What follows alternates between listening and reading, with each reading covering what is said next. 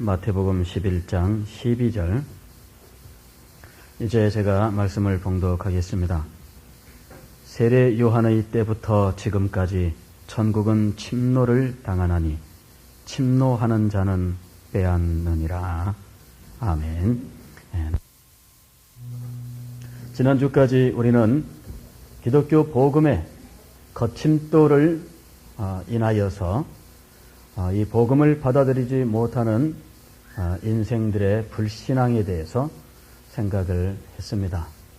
오늘은 그러한 불신앙에도 불구하고 하나님의 복음은 우리 가운데 강력하게 선포되고 있으며 하나님의 나라는 우리 가운데에 능력으로 임하고 있다고 하는 사실과 그리고 예수 그리스도를 대적하거나 복음을 거부하는 사람들이 많이 있을지라도 하나님의 복음의 역사로 말미암아서 구원받고 생명 얻는 사람들이 아직도 많다고 하는 것과 그리고 하나님께서는 이런 구원의 역사를 우리 가운데 힘있게 이뤄나가고 있다고 하는 사실에 대해서 함께 생각을 하겠습니다. 오늘 우리가 읽은 성경 말씀은 상당히 해석하기가 어려운 말씀입니다. 세례 요한의 때부터 지금까지 천국은 침노를 당하나니 침노하는 자는 빼앗느니라. 우리나라가 일본에게 침노를 당한 것처럼 하나님의 나라가 침노를 당해서 하나님의 나라가 마치 이 나라의 주권을 상실하고 그 나라의 정체성도 상실하고 그래서 하나님의 나라가 없어져 버린 것을 의미하는 말씀인지 여기에 있는 이 말씀은 굉장히 이해하기가 어려운 말씀이에요. 세례 요한의 때부터 지금까지 천국은 침노를 당하나니 침노하는 자는 빼앗느니라. 하나님의 나라가 이렇게 침략을 당하고 하나님의 나라가 그 모든 것을 다 빼앗기고 그 나라가 그저 멸망할 그런 백착간도의 위기에 처해 있다는 말씀인지 도대체 이 말씀이 무슨 의미인지 우리는 상당히 난해한 그런 성경 구절이다라고 생각합니다. 저도 이 문제를 어떻게 해결해야 될지 심히 어려움을 느끼고 오랜 세월을 지냈습니다. 세례 요한의 때부터 지금까지 천국은 침노를 당하나니 여기에 침노를 당하나니라고 하는 이 말 때문에 사실은 어려움을 느꼈던 것이죠. 천국은 침노를 당할 수 있느냐 하는 것입니다. 침노를 당할 수 있습니까? 천국이 침노를 당한다면 누구한테 침노를 당한다는 것입니까? 침노 혹은 침략이란 말은 원수가 쳐들어온다는 말인데 천국이 원수가 쳐들어온다, 천국에 원수가 쳐들어온다는 이야기입니까? 이게 도대체 무슨 말씀인지 모르겠습니다. 오늘 여러분들하고 이 수수께끼를 풀어가면서 오늘 아침에도 수수께끼 풀더니 오후에도 수수께끼를 풉니다. 수수께끼를 풀어가면서 하나님의 복음이 어떻게 우리에게 강력하게 임하고 있는지 그리고 간절히 은혜를 사모하면서 하나님 앞에 나오는 사람들에게 어떻게 은혜가 임하는지 한번 생각을 하겠습니다. 침노를 당하나니라고 하는 이 말은 일종의 중의법이라고 말할 수가 있습니다. 중의법이라고 하는 것은 무엇이냐면은 한 가지 사실로 이중의 의미를 전달하는 거죠. 한 가지 사실을 말하는데 의미 전달은 두 가지를 전달하는 것입니다. 이것이 바로 중의법이라고 불리우는 그러한 이 언어 사용법입니다. 자, 무슨 이야기냐 그러면은 천국은 침노를 당하나니 그랬는데 침노를 당한다라고 하는 이 말은 수동의 의미입니다. 그러니까 천국이 지금 무엇인가 영향을 지금 받고 있다는 것이죠. 이럴 때에는 이것을 수동태로 해석했을 때 일어나는 일이에요. 수동태라고 하는 것은 무엇이냐 그러면은 그 동작의 결과가 주어에게로 올 때 동작을 행한 동작의 주체는 따로 있고 그 동작의 결과가 주어에게 영향을 미칠 때 우리는 그것을 수동태 이렇게 이야기를 하는 겁니다. 그러니까 본문에서 천국은 침노를 당하나니 라고 이야기했을 때 침노하는 동작의 주체가 따로 있고 그 결과로 천국에 영향을 미치게 되는 것이죠. 천국에 무엇인가 영향이 오게 된 거예요. 이것이 침노를 당하나니 라고 하는 거예요. 헬라어 원문에는 이 말이 수동태로 되어 있습니다. 그런데 한 가지 문제는 무엇이냐면은 헬라어 문법을 보게 되면은 동사의 그 모양에서 우리는 능동태라고 하는 건 뭐냐면은 동작을 주어가 동작을 했을 때 그리고 동작의 결과가 다른 사람에게 다른 물건에게 갔을 때 우리는 이것을 능동태라고 이야기를 합니다. 가령 제가 최수금 형제에게 책을 한 권 주었습니다. 그러면 책을 주었다. 내가 주었다. 동작은 누가 한 거예요? 내가 한 거죠. 그런데 그 동작의 결과는 누구한테 갔습니까? 최수금 형제에게 갔죠. 이럴 경우에는 이것을 우리는 능동태라고 말을 하는 거예요. 그러나 최수금 형제 입장에서는 이렇게 말할 수 있습니다. 나는 책을 받았다. 그렇게 말할 수 있습니다. 누구에게? 목사님으로부터.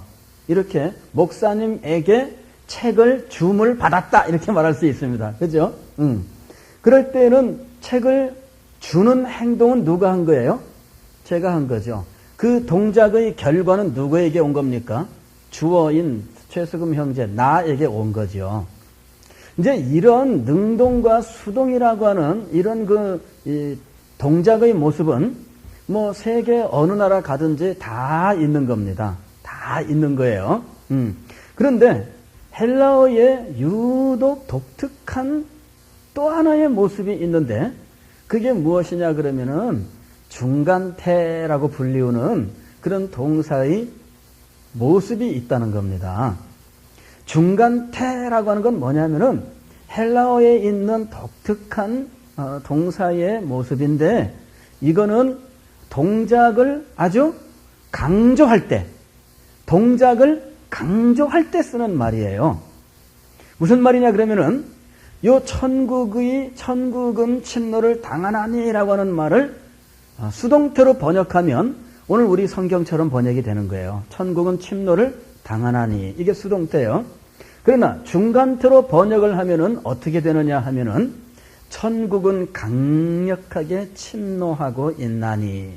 침노하는 주체가 누구예요? 천국이 돼요. 수동태로 하면은 천국은 침노를 당하지만 중간태로 하면은 강조가 되어서 천국이 강력하게 침노하고 있다. 그렇게 해석할 수 있는 거지요. 그래서 저는 이 중에서 학자들마다 어느 것을 취해야 할 것이냐라고 하여 논란이 많지만 저는 이것을 어느 한 가지를 선택하는 것은 이 성경 본문을 해석하는데 충분하지 않다라고 보는 것입니다. 이 두 가지 의미를 사실은 모두 받아들여야 된다. 왜? 이것은 중의법으로 쓰이는 것이에요. 천국은 침노를 당할 수도 있고 천국은 강력하게 침노할 수도 있습니다. 이 천국의 이중성을 말하는 것이에요. 천국이 침노를 당한다라고 할 때는 원수에게 침노를 당하는 게 아닙니다. 여기 보면은 침노하는 자라고 되어 있는데 이 침노하는 자에게 침노를 당하는 것이에요. 그러면 이 침노하는 자는 도대체 누구냐 하는 것이죠. 그래서 수동태로 이 본문을 해석할 때에는 이 침노하는 자가 누구냐에 관심을 기울여야 될 것이고 그 다음에 천국이 강력하게 임하고 있다라고 하면은 강력하게 임하는 증거가 무엇인지를 찾아봐야 되는 것이죠. 그래서 여기에 본문의 말씀은 이 두 가지를 동시에 말씀하고 있다는 것입니다. 천국이 강력하게 임하고 있는데 천국이 강력하게 임하고 있는 증거가 있다라고 하는 것과 그리고 천국은 그 증거를 받고 깨우친 사람들이 간절한 심령으로 그 증거를 붙들고 나오면 천국에 마침내 들어갈 수 있다라고 하는 것이죠. 그래서 이 말씀을 통해서 강력한 천국 복음의 증거와 그 증거를 받아 간절하게 은혜를 사모하며 하나님의 나라로 들어가는 사람들, 이 두 가지 의미를 다 전달하고 있다는 것입니다. 그 중에 한 가지만이 아니라 그 두 가지 모두를 전파하기 위해서 여기 중의법으로 이 말씀을 사용했다라고 제가 그렇게 보고 있다는 겁니다. 자, 그러면은 왜 그렇게 보고 있는지에 대해서 여러분들에게 말씀을 드리겠습니다. 세례 요한의 때부터 이랬습니다. 세례 요한의 때부터. 세례 요한의 때부터 도대체 무슨 일이 벌어졌다는 이야기입니까? 천국은 침노를 당한다. 이 앞부분은 중간태로 해석을 해서 세례 요한의 때부터 천국은 강력하게 지금 침략군처럼 막 밀려들어오고 있다라고 그렇게 먼저 보아야 된다는 겁니다. 천국은 세례 요한의 때부터 강력하게 임하고 있습니다. 도대체 세례 요한의 때가 의미하는 것이 무엇일까라고 하는 것이죠. 그것을 알기 위해서는 이사야서 40장의 말씀을 보아야 합니다. 자, 한번 보겠습니다. 이사야서 40장 1절부터 5절까지 말씀을 봅니다. 이사야서 40장 1절부터 5절까지 제가 말씀 봉독합니다. 너희 하나님이 가라사대 너희는 위로하라 내 백성을 위로하라 너희는 정다이 예루살렘에 말하며 그것에게 외쳐 고하라 그 복역의 때가 끝났고 그 죄악의 사함을 입었느니라 그 모든 죄를 인하여 여호와의 손에서 배나 받았느니라 할지니라 외치는 자의 소리여 가로되 너희는 광야에서 여호와의 길을 예비하라 사막에서 우리 하나님의 대로를 평탄케 하라 골짜기마다 도두어지며 산마다 작은 산마다 낮아지며 고르지 않은 곳이 평탄케 되며 험한 곳이 평지가 될 것이요 여호와의 영광이 나타나고 모든 육체가 그것을 함께 보리라 대저 여호와의 입이 말씀하셨느니라. 자, 이사야서 40장 1절 이하의 말씀은 무슨 의미냐면은 이사야서 1장부터 39장까지는 이스라엘 백성들이 범죄로 말미암아 이방 민족들에게 포로로 붙잡혀가고 그 나라가 멸망할 것에 대하여 예언하고 있는 말씀입니다. 그리고 40장부터는 새로운 시대가 열렸다라고 하는 사실을 이제 선포하는 부분이에요. 그래서 40장부터는 이 처음부터 뭐라고 말씀하고 있습니까? 너희는 위로하라 내 백성을 위로하라 너희는 정다이 예루살렘에 말하며 정답게 예루살렘에 말하며 이 말이죠. 그것에게 외쳐 고하라 그 복역의 때가 끝났고 감옥살이 하는 것처럼 묶여있던 그런 때가 끝났고 그 죄악의 사함을 입었느니라.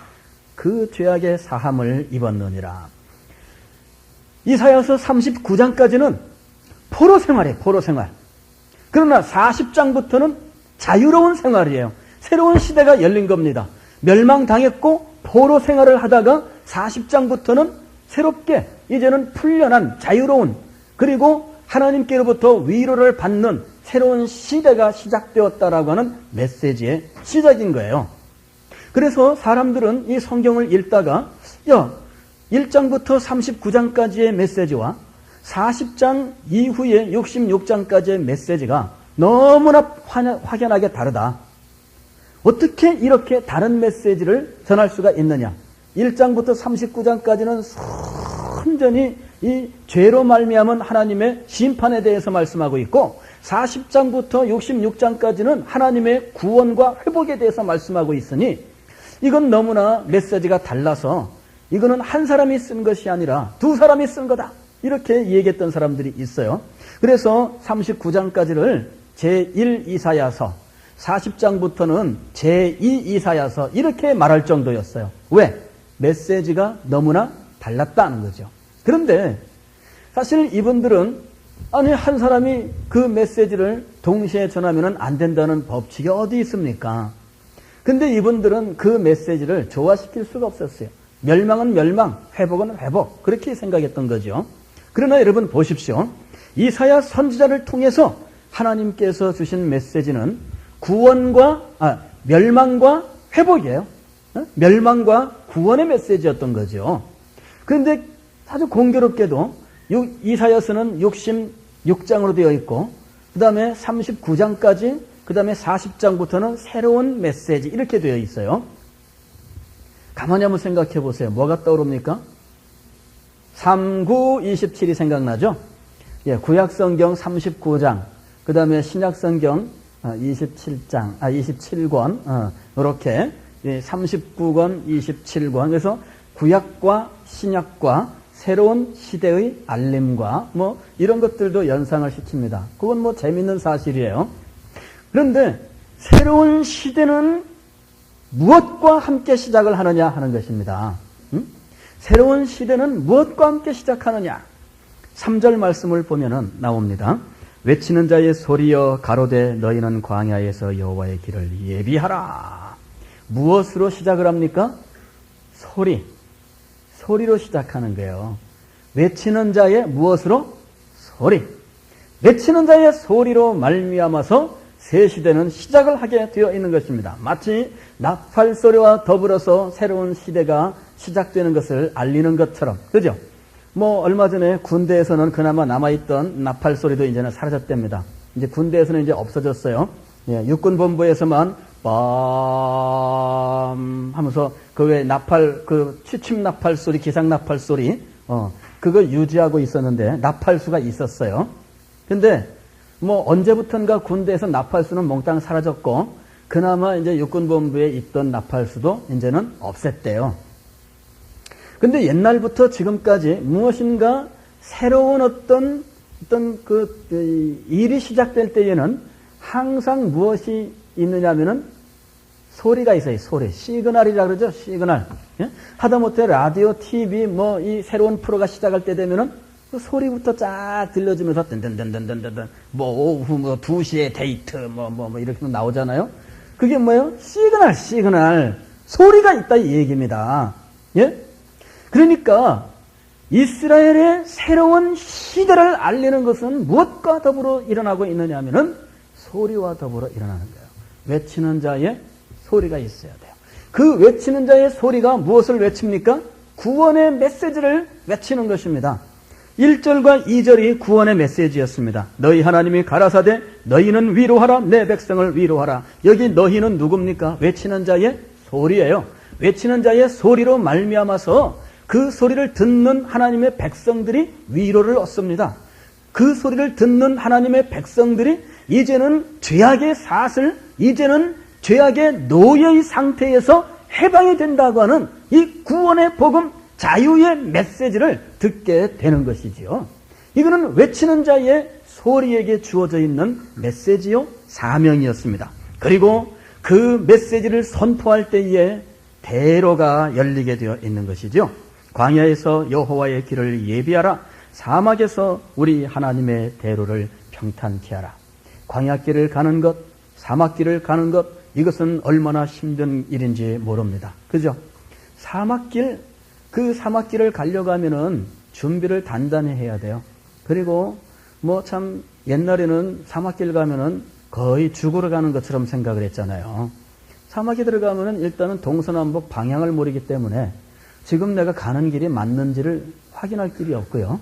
그 다음에 비슷비슷한 모래 언덕이 계속되고 있기 때문에 여기가 거긴가? 그러나 확인할 길이 없잖아요. 야, 오른쪽에 큰 그 모래 언덕이 있고 그 옆으로 해서 딱 90도 꺾어서 왼쪽으로 가면은 내가 가는 길이 맞아. 그랬는데 바람 불면 그 큰 모래 언덕이 이쪽으로 옮겨가잖아요. 그러면은 그 모래 언덕, 저기 있구나.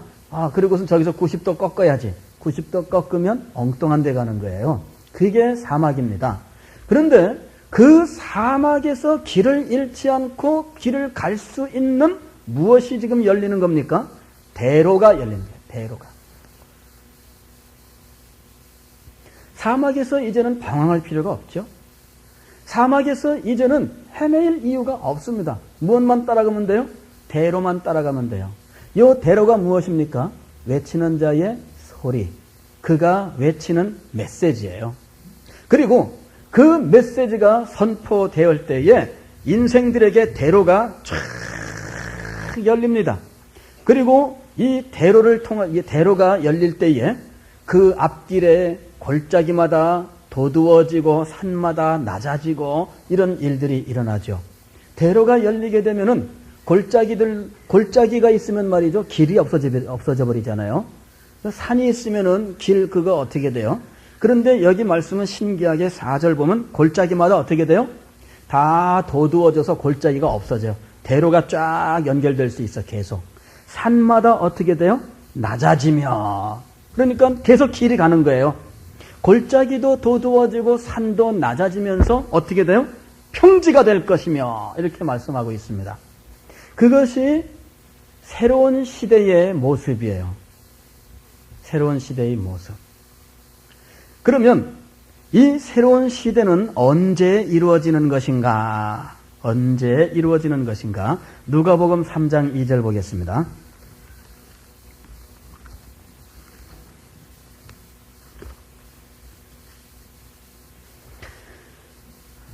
누가복음 3장 2절 1절부터 보게 되면은 어떤 시대에 대한 설명입니다. 디베랴 가이사가 위에 있은 지 15해 곧 본디오 빌라도가 유대의 총독으로 헤롯이 갈릴리의 분봉왕으로 그 동생 빌립이 이두레와 드라고니 지방의 분봉왕으로 루사니아가 아빌레네의 분봉왕으로 안나스와 가야바가 대제사장으로 있을 때에 어떻게 했다고요? 하나님의 말씀이 빈들에서 사가랴의 아들 요한에게 임한지라. 그랬는데 이 빈들에서 사가랴의 아들 요한에게 하나님의 말씀이 임했는데 이 사건을 무엇이라고 해석하고 있는지 4절 이하를 봅니다. 선지자 이사야의 책에 쓴 바 광야에 외치는 자의 소리가 있어 가로되 너희는 주의 길을 예비하라 그의 첩경을 평탄케 하라.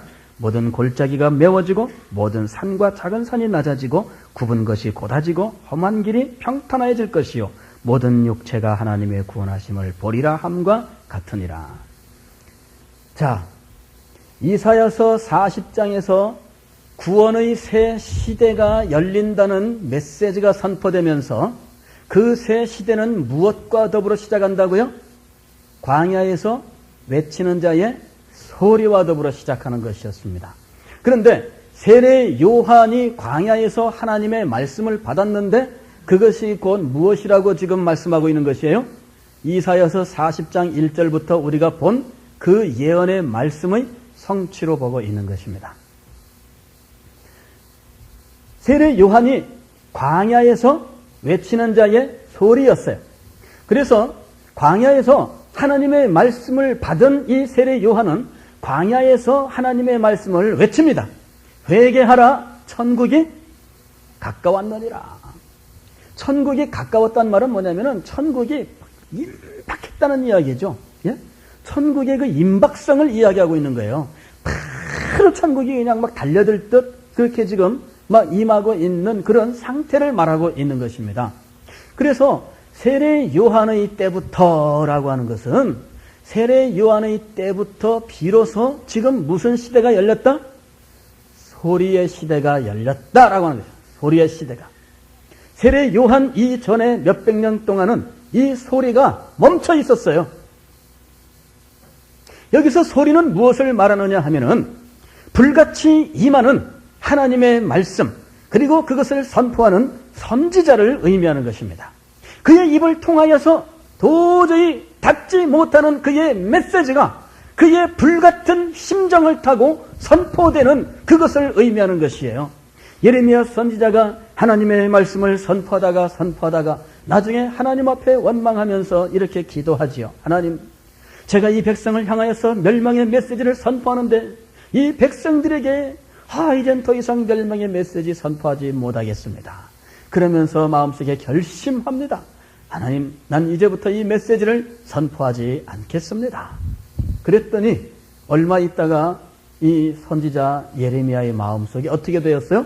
그 심중이 불붙는 것 같아서 견딜 수 없었다. 왜? 하나님께서 주신 이 메시지는 이 속에 담고 딱 입 닫고 있을 수 없는 거예요. 이것은 이 속에서부터 올라올 수밖에 없어요. 억누르면 억누를수록 이 속이 불붙어 버려서 자기를 불태워 버리거든요. 그렇게 불붙은 메시지가 그의 입을 통하여 선포되는 것이지요. 그리고 이 선포된 메시지가 예수 그리스도께로 이르는 대로를 만드는 것이에요. 이 메시지를 듣는 사람들은 그의 교만한 심령들이 낮아지는 겁니다. 산마다 작은 산마다 낮아지며 라고 하는 것은 인생들의 교만한 심정을 말하는 것입니다.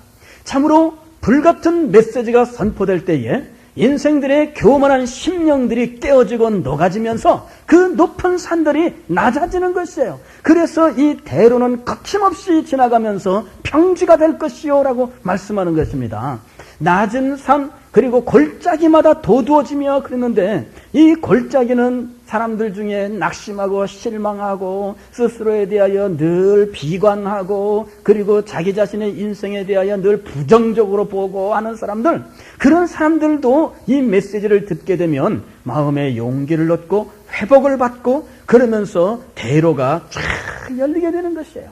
골짜기도 도두어지면서 평지가 됩니다. 높은 산도 낮아지면서 평지가 됩니다. 무엇으로 말미암아 이런 일들이 일어나는 것입니까?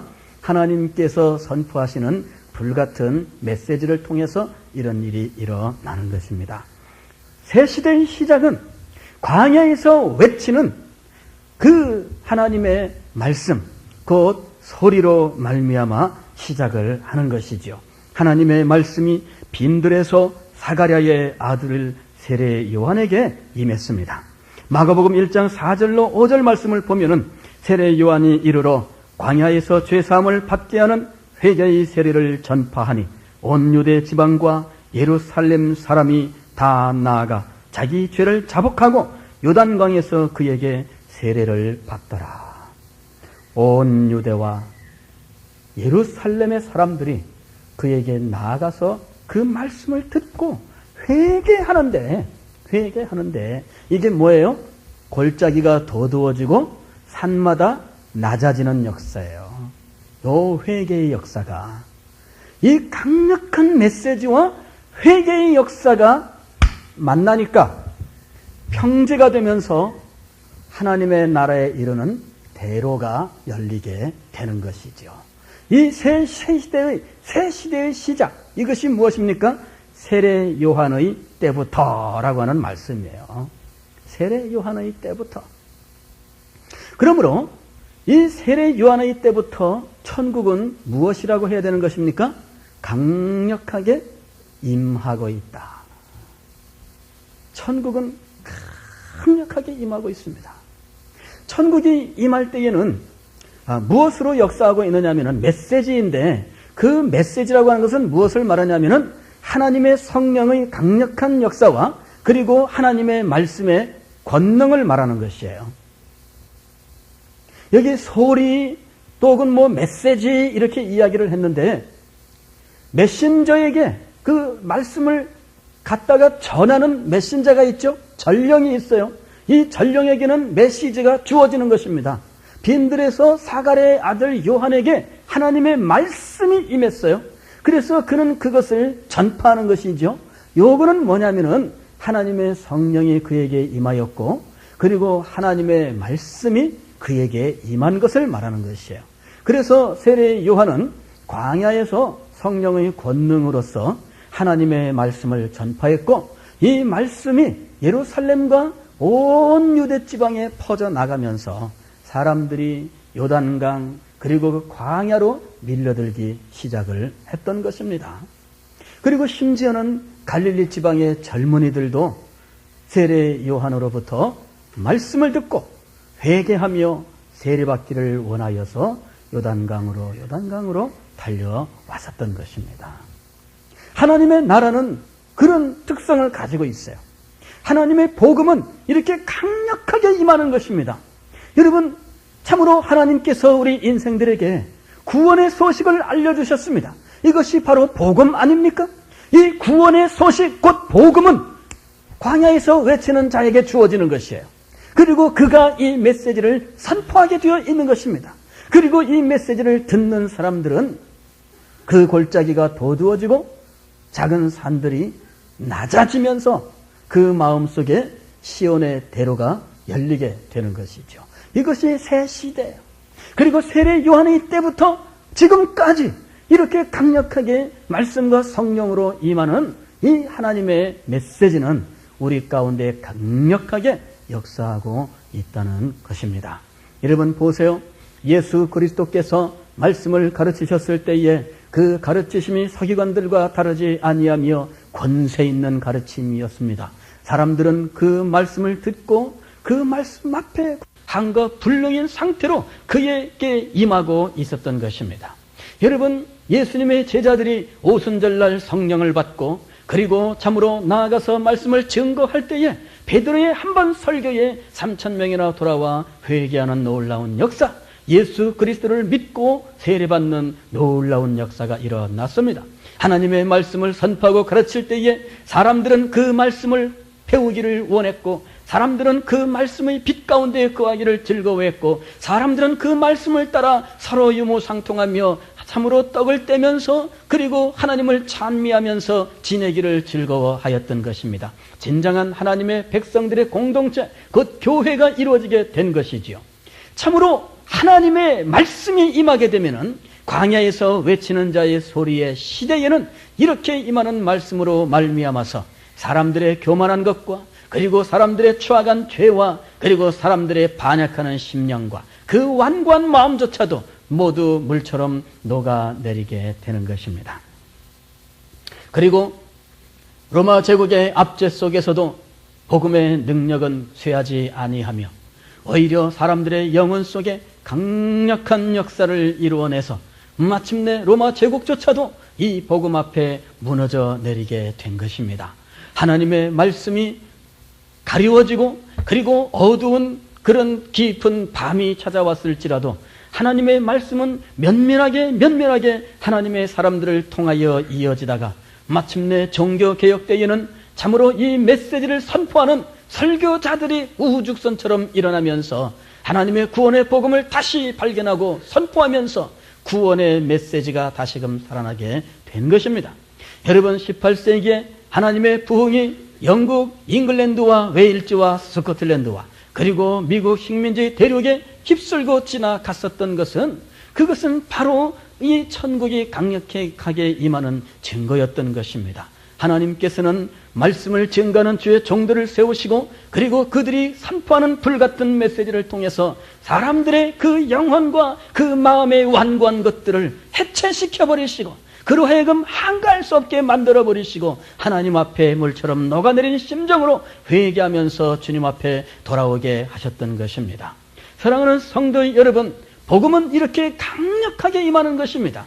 하나님의 복음이 임하는 곳마다 정말 그 복음은 연약한 것처럼 보이지만 그러나 영혼들을 변화시키고 죽은 영혼들을 살리는 놀라운 역사를 이루었던 것입니다. 시작은 미약한 것처럼 보였습니다.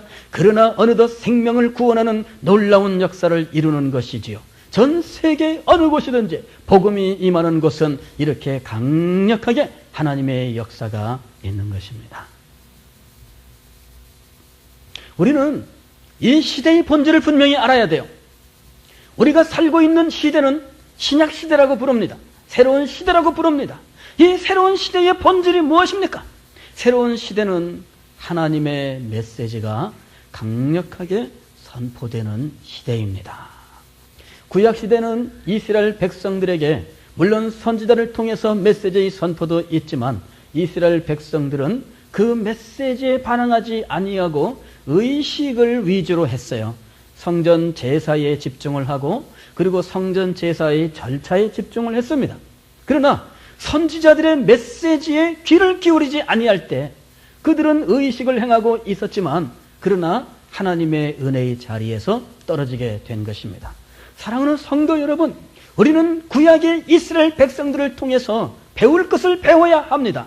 하나님께서는 하나님의 말씀을 선포하셔서 우리를 항상 새롭게 하시는 것입니다.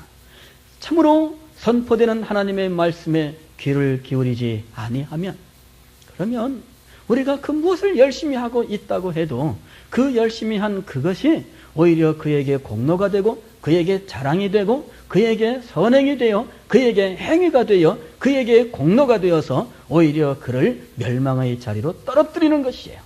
하나님의 메시지가 그 마음에 역사하지 아니하고 하나님의 말씀이 그 영혼에 역사하지 아니하면 그가 행하는 행위는 그의 자랑이 되는 것이에요. 이는 하나님을 대적하는 것입니다.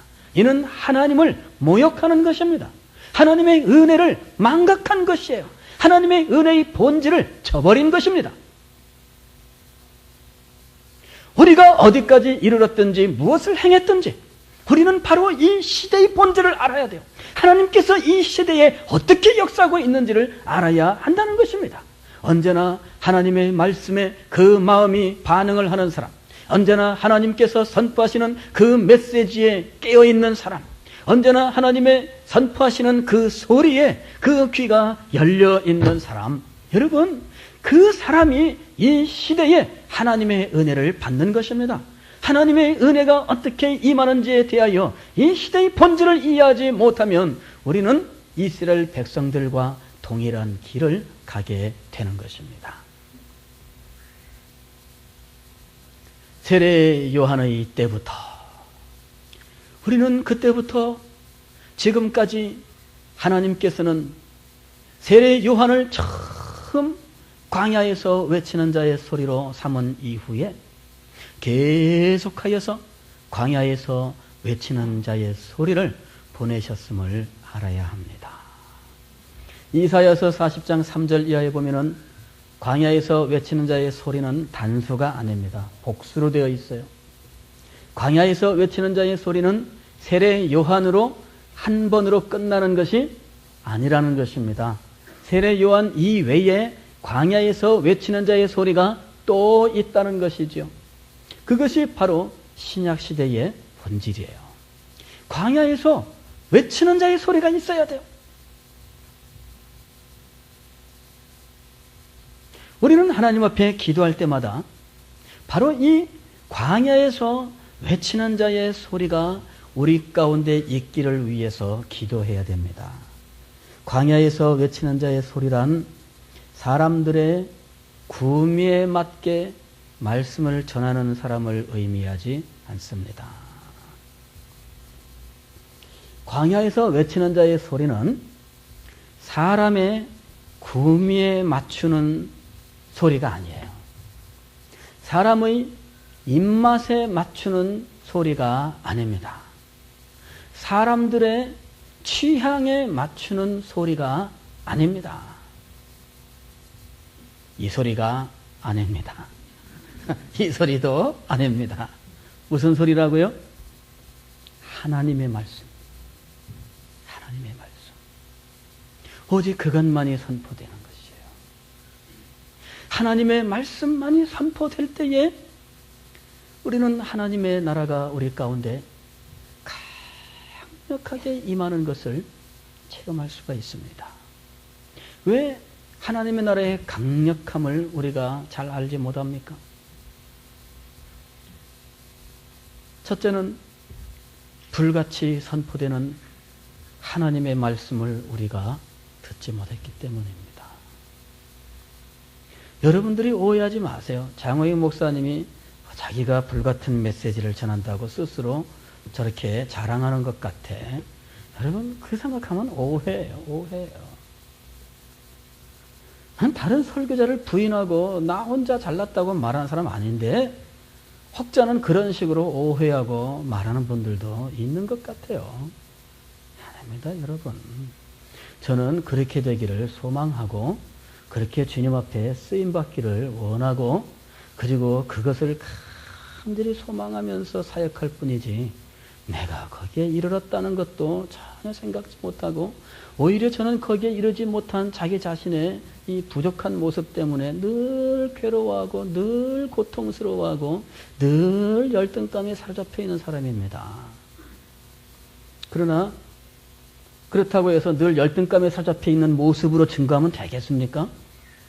메시지는 하나님의 메시지인데 그것을 내가 붙들고 정말 그 메시지에 나를 정말 혼신의 힘을 다 살리려고 노력을 해야지. 나는 열등감이 잡혀 있습니다. 여러분 알지요? 그러면서 말씀 전하고 어떻게 그럴 수가 있어요? 그건 다 숨기고 하지요. 그 물론 일부러 숨기는 거 아닙니다만은 말씀을 전하려고 서서 그저 담대하게 외치려고 애쓰고 노력할 뿐이지. 여러분 오해하지 마세요. 다만 이 시대의 본질을 알고 이 시대에 하나님께서 어떻게 역사하시는지를 알고 그리고 내가 그렇게 주님 앞에 부름받아 쓰임받기를 소망하면서 그리고 하나님의 방법이 우리 가운데 이루어지기를 소망하면서 그렇게 살기를 원하는 것이에요. 그렇게 사역을 하다가 하나님 앞에 부름받고 가면은 나는 더 이상 바랄 것이 없다는 그런 마음을 가지고 사역을 하고 있을 뿐이지, 무슨 다른 사람을 깎아내리고 다른 사람들은 아무것도 아니라고 생각하고 나만 잘났다고 생각하고 그런 거 절대 아닙니다. 여러분, 그렇게 말하는 분들이 있으면은 이 시간 다 생각을 바꾸세요.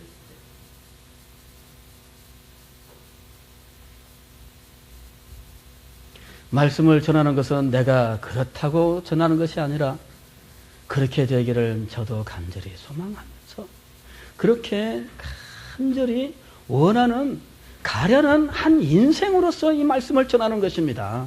여러분 그렇지 않습니까? 구원의 복음을 증거할 때에 여러분 내가 구원받았으니 떵떵거리고 자랑하면서 증거하는 것입니까? 아닙니다. 여러분 설교자는 결코 그런 마음 가지고는 제대로 된 메시지를 전할 수가 없습니다. 여러분 구원의 복음을 증거할 때에는 어떻게 전해야 됩니까? 죽어가는 한 사람의 죄인으로서 동일하게 죽어가고 있는 죄인들을 향하여서 이 구원의 복음을 증거하는 것이 이게 설교인 것입니다. 자기 자신이 죽어가는 죄인 가운데 있음을 인식하지 못하고 어떻게 죽어가는 죄인들을 향하여 복음을 증거할 수가 있습니까?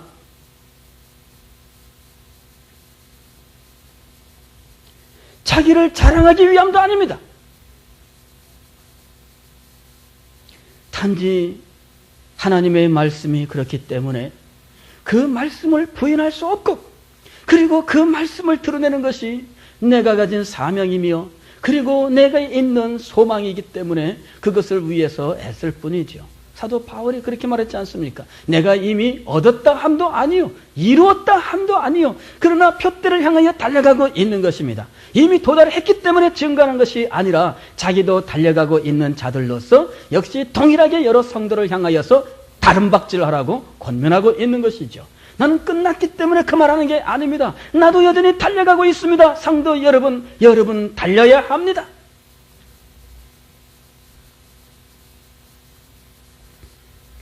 이 시대에 하나님께서 어떻게 우리 가운데 역사하시는지를 우리는 알아야 합니다. 그리고 하나님께서 역사하시는 그 은혜의 있는 나타남이 우리 가운데 이루어지기를 소망해야 됩니다. 그리고 하나님께서 우리에게 역사하시는 방법대로 우리가 하나님 앞에 나아가야 우리는 하나님께로부터 받아야 될 것들을 받을 수 있는 것이죠. 하나님과 코드가 맞아야 돼요. 예? 하나님하고 코드가 안 맞으면 받을 수가 없습니다. 하나님의 코드는 바로 이것입니다. 광야에서 외치는 자의 소리입니다. 광야에서 외치는 자의 소리예요. 이것은 새 시대의 코드입니다. 그리고 이 광야에서 외치는 자의 소리로 말미암아서 저도 높은 곳은 깎여나가고 그리고 낮은 곳은 도두어지면서 그나마 저의 마음속에도 평지가 조금이나마 생겨서 생긴 그것만큼 우리 주님 앞에 가까이 나아가면서 그렇게 살고 있는 거예요. 계속해서 말씀이 임해야 됩니다. 계속해서 하나님의 소리가 들려야 됩니다. 그래서 계속해서 내 마음속에 있는 이 높은 산들이 무너져야 됩니다. 계속해서 내 마음속에 있는 골짜기들이 도두어져야 됩니다. 언제까지? 우리가 천국에 들어갈 때까지. 그때까지 이 일은 계속돼야 돼요. 사랑하는 성도 여러분, 강력하게 임하는 하나님의 나라가 여러분의 마음속에 대로를 만들 수 있기를 주의 이름으로 축원합니다. 여러분이 천국에 이를 때까지 여러분의 마음속에 시온의 대로가 열려 그 대로를 통하여 하나님 앞에 나아가되 마침내 하나님의 영광의 보좌 앞에 이르러 하나님 앞에 감사하며 하나님 앞에 영광을 돌리는 여러분이 되시기를 주의 이름으로 축원합니다. 기도하겠습니다.